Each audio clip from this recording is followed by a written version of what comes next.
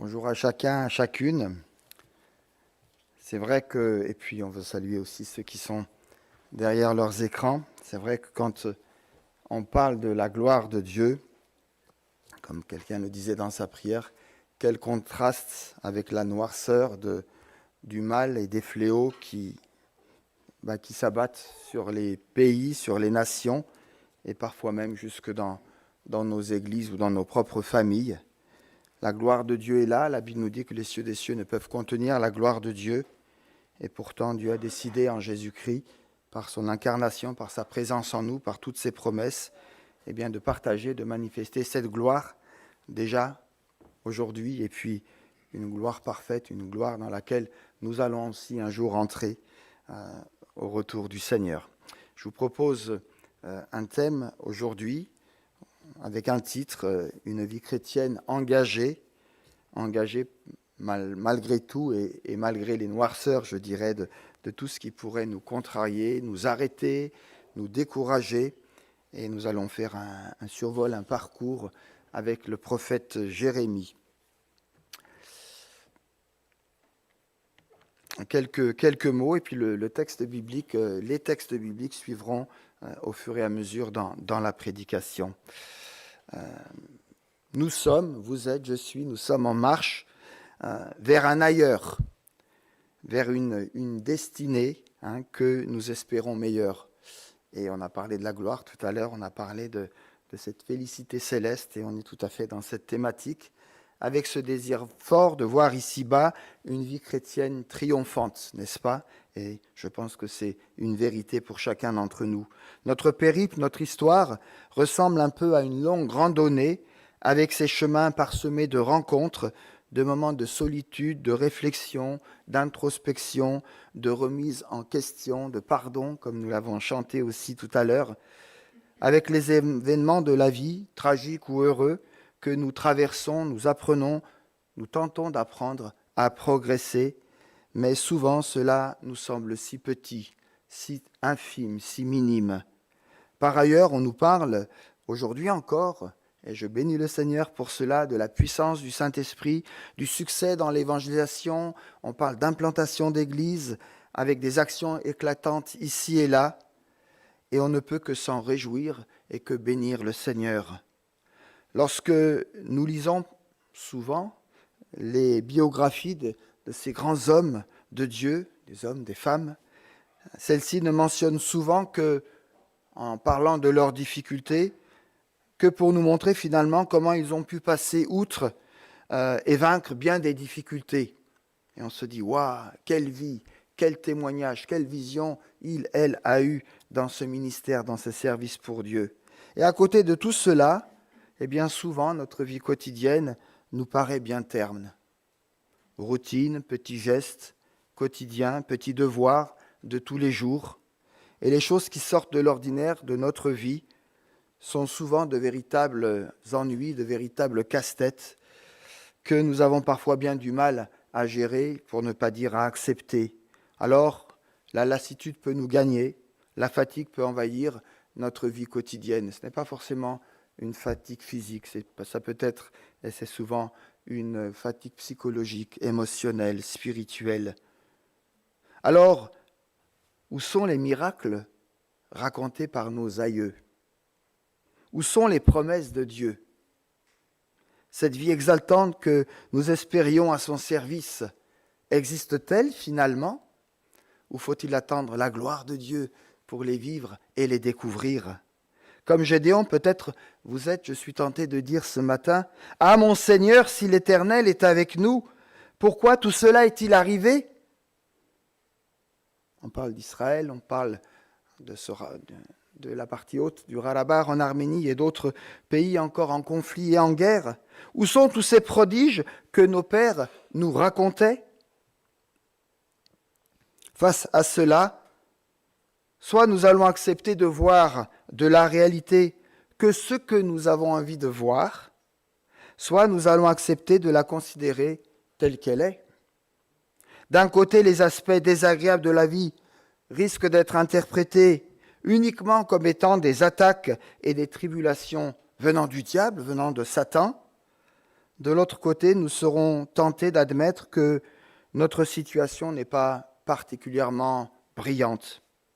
Nous risquons alors de nous heurter à l'idée d'une vie chrétienne avec peu d'impact, avec peu d'envergure.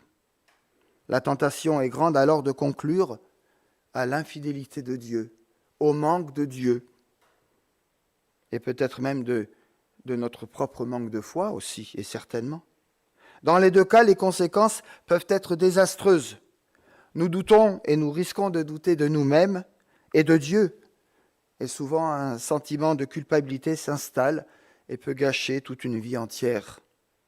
Sommes-nous alors des chrétiens destinés à vivre en immaturité et en découragement perpétuel? Je ne le crois pas, et j'espère que vous ne le croyez pas non plus. Notre foi est enracinée au regard des autres qui nous ont précédés dans l'histoire de ses frères, de ses sœurs, où Jésus est venu s'incarner. Jésus est venu faire route avec nous pour nous accompagner, pour qu'en toutes circonstances, nous puissions tenir bon et aller de l'avant, aller jusqu'au bout. Jésus a dit à ses disciples, « Je vous ai dit ces choses afin que vous ayez la paix en moi. Vous aurez des tribulations dans le monde, mais prenez courage, j'ai vaincu le monde. » Alors je vous propose ce matin de faire un survol de la vie de ce prophète Jérémie. Quel prophète! On a Jérémie, puis ensuite on a les lamentations de Jérémie. Une fidélité merveilleuse, grandiose, une fidélité qui ne saurait être mise en cause. Et pourtant, Jérémie a dû faire face à bien des découragements. Alors nous allons voir rapidement son histoire. Son appel, eh bien, il se trouve au chapitre 1er, dans les versets 4 à 10. On ne va pas lire tous ces textes, on n'a pas le temps, mais vous retrouvez ici son appel. L'appel de Jérémie est spécifique. La mission qui lui est confiée est d'annoncer avec l'autorité que Dieu lui a donnée. Il doit annoncer au peuple ce qui est à la fois négatif et ce qui est à la fois positif. Le ministère de Jérémie sera avant tout caractérisé par une lourde tâche d'annoncer d'abord la fin imminente du royaume de Juda. Lui-même verra cette fin et vivra le malheur, non pas au dehors, mais à l'intérieur, avec son propre peuple. Son message est bien sûr porteur d'espérance, mais l'annonce des malheurs l'obligera à avoir une attitude et un message contraires à ceux des autres prophètes qui étaient aussi en activité à la cour. Il ira aussi à l'encontre des désirs du roi et du peuple. Pour porter une telle tâche, on s'attend à ce que Dieu loigne d'une bénédiction spéciale, particulière, d'une puissance qui va lui permettre de faire face à ses contradicteurs et de triompher de tous les obstacles en ayant de la joie et quelque chose qui soit de l'ordre d'une vie abondante, n'est-ce pas? Mais ce n'est pas forcément ce que l'on voit dans le texte. Et j'aimerais ici lire quelques versets empreints du chapitre 15, les 3 premiers versets qui correspondent un petit peu au message. « Mais l'Éternel me dit, même si Moïse et Samuel se tenaient devant moi pour prier pour ce peuple, je ne me soucierai pas d'eux. » Oh, c'est Dieu qui parle ici. « Chasse-le de ma vue, qu'il parte loin de moi. Et lorsqu'ils te diront, où devons-nous aller? Tu leur diras ceci. Voici ce que déclare l'Éternel. Ceux qui sont destinés à mourir de la peste s'en iront à la peste. Sous-entendu, ils mourront de la peste. Ceux qui sont destinés à périr par l'épée s'en iront à l'épée. Ils mourront par l'épée. Ceux qui sont destinés à mourir en famine iront à la famine. Ceux qui sont réservés à la captivité s'en iront à la captivité. Je leur enverrai 4 sortes de maux, déclare l'Éternel, l'épée pour les abattre, les chiens pour les déchirer en les traînant, les animaux sauvages et les rapaces pour les dévorer, et les détruire. Chapitre 15, versets 1 à 3, et je l'ai pris de la version du Semeur. Il faut comprendre le contexte. Jérémie prie à cause de la sécheresse, et ça nous renvoie au chapitre 14, dans les 9 premiers versets. Une prière remarquable, et en particulier les 3 premiers versets. Mais le Seigneur répond qu'il refuse d'exaucer cette prière. On est toujours dans le chapitre 14. Plus encore, il interdit à Jérémie de continuer d'intercéder pour le peuple. Waouh! Malgré cela, Jérémie reprend sa confession, sa prière, son intercession. On est au chapitre 14 à partir du verset 20 et suivant. C'est alors que Dieu lui fait la réponse que nous venons de lire. Jérémie chapitre 15, les 3 versets que je viens de lire, que nous venons de lire ensemble. Alors Jérémie est devant un grand découragement. C'est juste après ces versets qu'est placée cette longue complainte du prophète. Il est découragé et il s'exprime en des termes émouvants. Et j'aimerais lire ce texte avec vous, Jérémie 15 à partir du verset 15 et suivant. « Tu connais tout, ô Éternel, souviens-toi de moi, interviens pour moi, venge-moi de mes persécuteurs. Ne m'enlève pas, toi qui es lent à la colère. Reconnais que je suis le déshonneur à cause de toi. Tes paroles se sont trouvées devant moi, je les ai dévorées, tes paroles ont fait l'agrément de la joie de mon cœur. Car ton nom est invoqué sur moi, Éternel, Dieu des armées. Je ne me suis pas assis dans l'intimité des rieurs pour m'y amuser.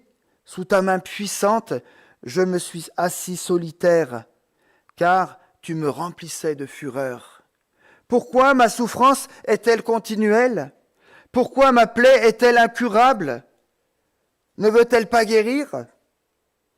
Serais-tu vraiment pour moi comme une source de déception, comme une eau dont on n'est plus très sûr?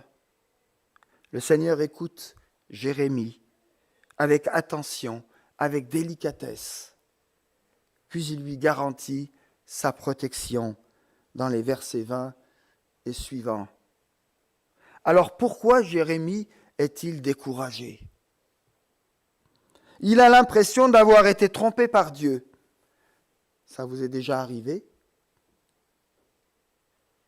Cette parole qu'il doit proclamer, cette parole qui lui semblait source de joie, est devenue pour lui source de douleur permanente et incurable. Elle a fait de lui un exclu, quelqu'un de mis à part, un marginal. Dans cette situation, eh bien, son cas va s'aggraver encore. Il nous faudrait lire le chapitre 16. Par 2 ordres que Dieu lui donne. Jérémie devra rester célibataire, mais aussi il ne devra pas assister ni aux funérailles, ni prendre part à quelque deuil que ce soit. De la sorte, il s'exclut de la vie sociale et des autres. Un peu plus loin, au chapitre 20, l'expression de sa douleur atteint son paroxysme. Il nous faudrait lire au chapitre 20 les versets 7 à 18. Jérémie y répète avec force ici son impression d'avoir été trompé par Dieu. Il maudit même, et ce n'a pas été le seul dans la Bible, il maudit même le jour de sa naissance et souhaite n'être jamais né. Malgré tout, ce contexte est centré sur une affirmation de foi, et on reparlera de sa foi et de cette foi dans quelques instants. Notre histoire, la nôtre. Après ce rapide survol de l'histoire de Jérémie, je vous propose de voir en quoi ce récit, cette histoire, ce bout d'histoire, peut être mise en parallèle avec la nôtre et en quoi elle peut éclairer ici ou là nos situations. Dire un mot déjà sur la foi. Nous avons vu Jérémie au plus fort de la détresse affirmer malgré tout la victoire finale du Seigneur. Il sait que justice lui sera faite et cette certitude le pousse à louer Dieu. Or, ce qui est surprenant ici, c'est qu'on ne trouve dans ce texte, donc dans le texte que j'ai lu, le tout premier texte, Jérémie 15, versets 1 et 3, dans ce texte, ni explication, ni promesse de la part de Dieu. Dieu lui dit, ma justice et mon jugement atteindra ce peuple. Jérémie continue de prier et Dieu lui dit d'arrêter de prier, ça ne changera rien. Et pourtant, Jérémie est porté par une espérance, mais dans ce texte, il n'y a ni explication, ni même promesse de Dieu. Alors comment interpréter cela et la disposition de cœur qui habitait Jérémie? Le destin, c'est parfois un mot piégé, le destin de Jérémie, comme je l'ai rappelé tout à l'heure, était d'annoncer le malheur, d'être rejeté et exclu, puis de vivre ce malheur avec son peuple. Aucun des malheurs qu'il a lui-même annoncés ne lui a été épargné. C'est dur ça. Son service pour Dieu a été de proclamer la parole dans les pires conditions. Ça va quand c'est facile, ça va quand l'auditoire écoute, mais quand c'est tout l'inverse. Jusqu'à quand, jusqu'où on peut prêcher, jusqu'à quand, jusqu'où on peut évangéliser, jusqu'à quand, jusqu'où on veut être témoin de la grâce, du pardon du Seigneur. C'est pas facile. Nous non plus, nous ne vivons pas que de promesses et de prospérité, de santé ou de bonheur au sens habituel du mot. Nous aussi, nous sommes appelés à rendre témoignage au sein de notre peuple, là où Dieu nous a placés, et puis de notre peuple aussi au niveau culturel, peut-être, à vivre dans les mêmes conditions que lui, peut-être. Jésus en avait averti les foules qui faisaient route avec lui. Le suivre impliquait beaucoup de renoncement et surtout l'obligation de porter sa croix. Hein. Vous vous souvenez de ces textes? Ce n'est pas une perspective finalement particulièrement réjouissante. Pourtant, notre foi doit se manifester comme celle de Jérémie. Contre toute espérance, eh bien, la réalité observable est là. Jérémie proclame la justice et l'amour de Dieu. Et nous avons cette même vocation de proclamer l'amour et la justice de Dieu. La foi consiste à croire, souvent malgré les circonstances, en la bienveillante miséricorde de Dieu. Et c'est quelque chose d'important qui doit nous habiter aujourd'hui, peut-être plus qu'avant. Quelle promesse? Alors si nous n'avons pas directement vu les promesses ici dans ce texte, bien que Jérémie en ait reçu et puis qu'elles étaient, elles étaient imprégnées en lui, ça l'habitait. Il y a deux promesses qui nous sont laissées dans l'Évangile. Deux promesses données par Jésus qui devaient retenir l'attention des apôtres, des disciples, et donc la nôtre aujourd'hui. La promesse d'être intégré au peuple de Dieu, ce Dieu qui revient bientôt, duquel nous retrouverons, eh bien, peut-être et certainement différemment, tout ce que nous avons perdu.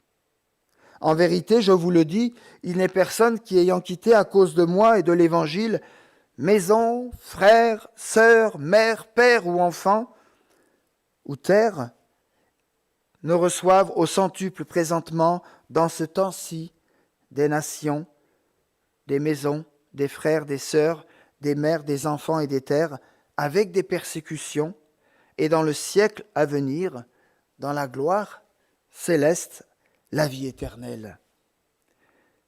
Le chrétien que nous sommes est normalement appelé à être un prédicateur, qu'il soit solitaire, à l'instar de Jérémie pour un temps, ou qu'il soit bien entouré, eh bien, cette réalité doit l'habiter. Et surtout, nous avons la promesse de la paix de Dieu. Je vous laisse la paix, je vous donne ma paix. Moi, je ne vous donne pas comme le monde donne. Que votre cœur ne se trouble pas, que votre cœur ne s'alarme pas. Jean, chapitre 17, verset 27. On connaît parfaitement ce texte et j'espère qu'il nous habite profondément. Je pense que beaucoup de chrétiens parlent de cette paix aujourd'hui, mais nombreux sont ceux pour qui elle reste une charmante utopie ou un idéal à atteindre. Et c'est là véritablement le problème. La paix promise par le Seigneur passe aussi par le renoncement. Nous ne sommes pas plus grands que notre Maître, que le Seigneur. S'il a vécu une vie de renoncement, eh bien nous allons apprendre aussi à prendre ce chemin parfois. Mais renoncer à quoi, me direz-vous? Renoncer aux fausses promesses et aux fausses illusions et accepter la destinée que le Seigneur nous réserve. Attention, il ne s'agit pas là de sombrer dans un fatalisme ambiant dans lequel plusieurs sont, me semble-t-il, tombés. Dieu nous appelle à lutter pour améliorer notre vie ici-bas. Nous devons alors comprendre et accepter les limites qu'il nous pose, en acceptant également notre propre condition humaine.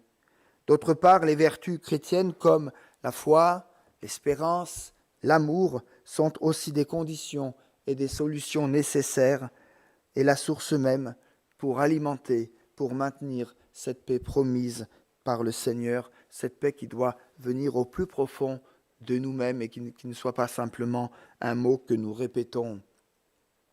Notre espérance, l'espérance de Jérémie nous permet d'entrevoir la possibilité d'une foi qui permette de louer Dieu dans des situations bien sombres. Une telle foi contemple la justice et l'amour de Dieu dans les circonstances les plus adverses.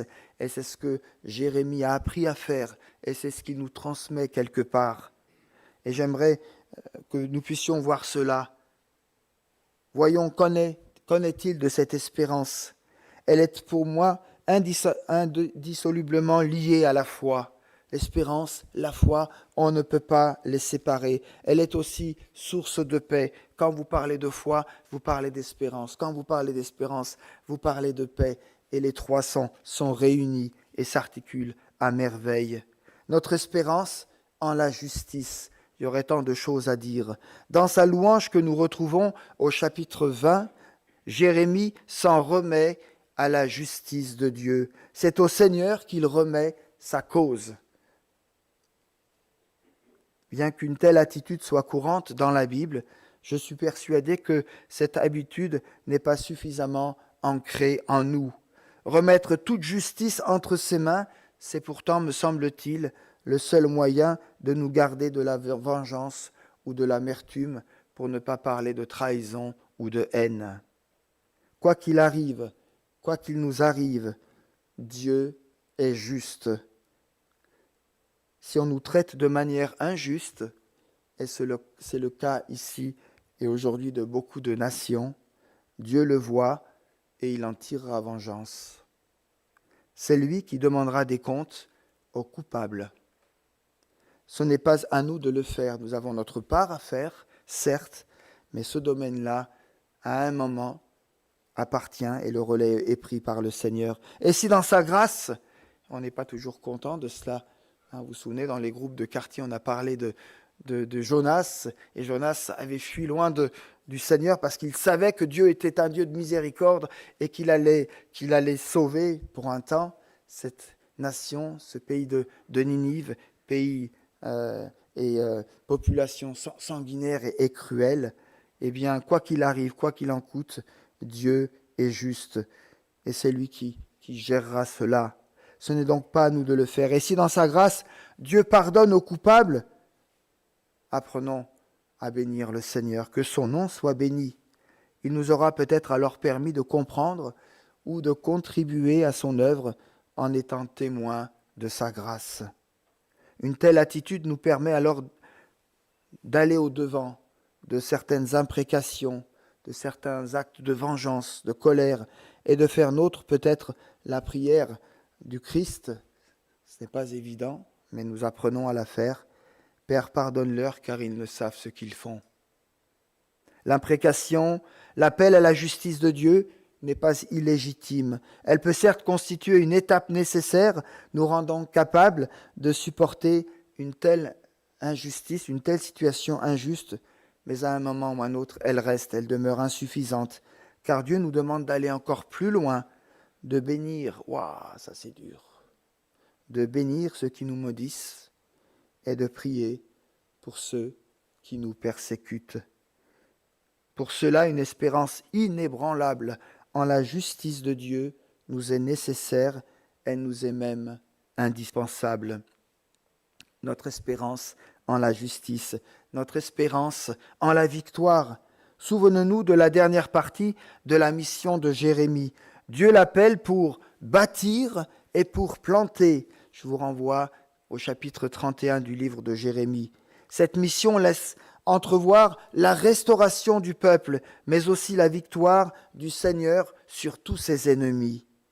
Mais que signifie au juste cette victoire, quand nous parlons de victoire? En un mot, elle signifie qu'il n'y a pas d'échec durable. Nous sommes souvent découragés parce que nous ne voyons que peu de résultats dans nos actions, dans nos projets, ici et maintenant. Aussi, nous ressentons l'échec. Notre vie ne semble être que finalement défaite sur défaite, combat spirituel et combat inutile, alors que nous devrions peut-être apprendre à regarder au Seigneur de l'histoire avec un grand H, de notre histoire, de la mienne, de la vôtre, mais de l'histoire au niveau du monde également, de celui qui traverse avec nous notre propre histoire et celle des autres. Certes, nous connaissons ici et là des échecs et des défaites, et nous ne pouvons pas les ignorer ou les éviter, mais combien de victoires en d'autres lieux et en d'autres temps? D'ailleurs, que savons-nous de la victoire, des victoires accordées par le Seigneur dans notre propre vie? En sommes-nous toujours conscients? Sommes-nous conscients que le Seigneur prie et intercède également pour chacun d'entre nous, pour que nous soyons victorieux en son nom? Nous ressentons péniblement l'échec lorsque les choses vont à l'encontre de ce que nous attendons, lorsque le Seigneur lui-même semble se taire face à ce qui nous tient à cœur, devant une prière inexaucée, devant une attente particulière, devant une situation dramatique, que sais-je encore?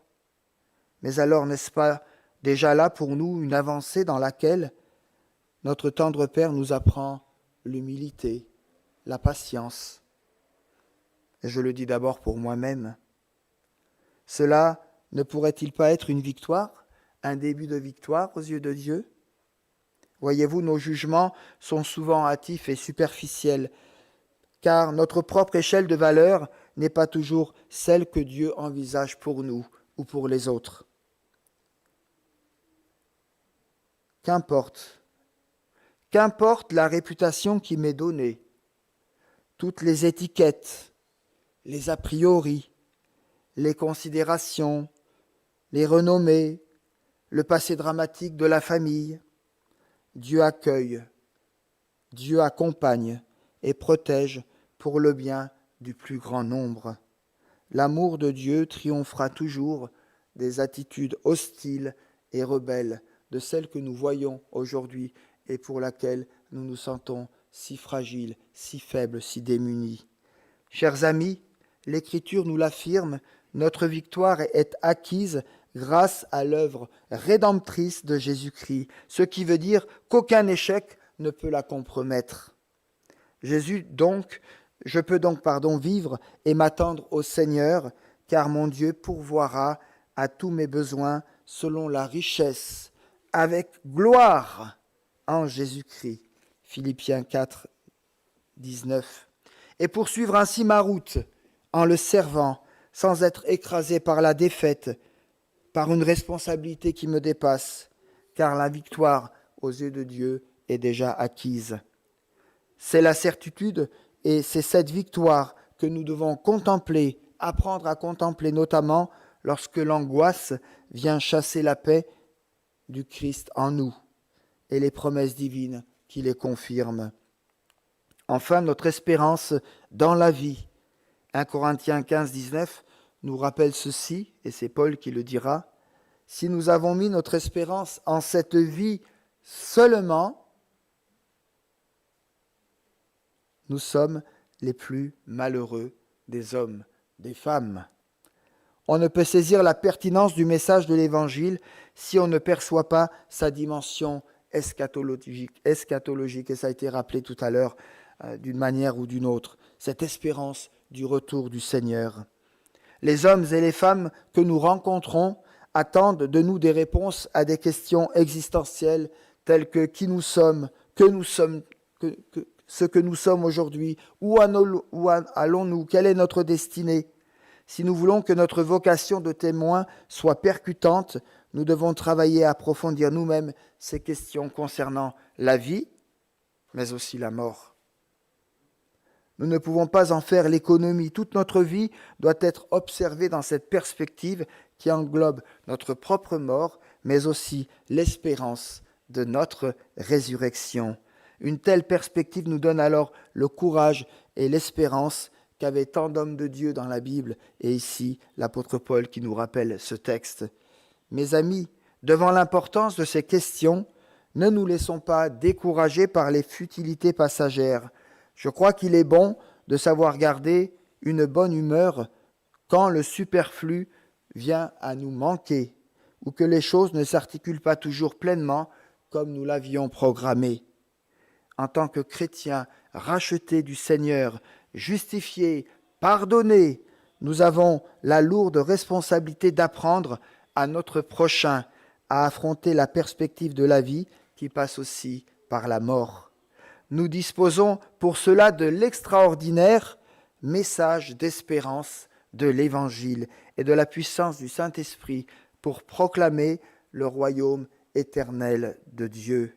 Mais attention, si au moindre souci, au moindre pépin, nous oublions l'espérance qui nous porte et dont nous sommes porteurs, l'espérance qui nous a été transmise, comme l'apôtre Paul le rappellera, que le Dieu de l'espérance vous remplisse de toute paix et de toute joie dans la foi, afin que vous abondiez en espérance par la puissance du Saint-Esprit.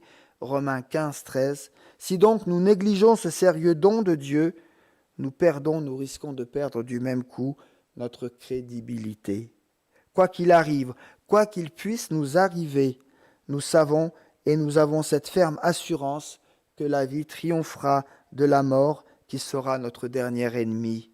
Si en Jésus-Christ nous avons la victoire sur la mort, ne l'avons-nous pas a fortiori sur les différentes circonstances de la vie, de notre vie? Que peut-il encore m'arriver? Que craindrais-je? Frères et sœurs, la vie de Jérémie nous apprend qu'aucune adversité, si puissante soit-elle, ne pourra nous déstabiliser si nous avons confiance en Dieu.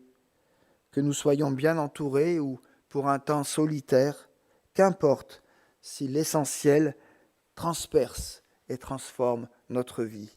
Et c'est quoi l'essentiel? C'est quoi l'essentiel? L'amour de Dieu, la grâce, la présence de Dieu dans ta vie au quotidien.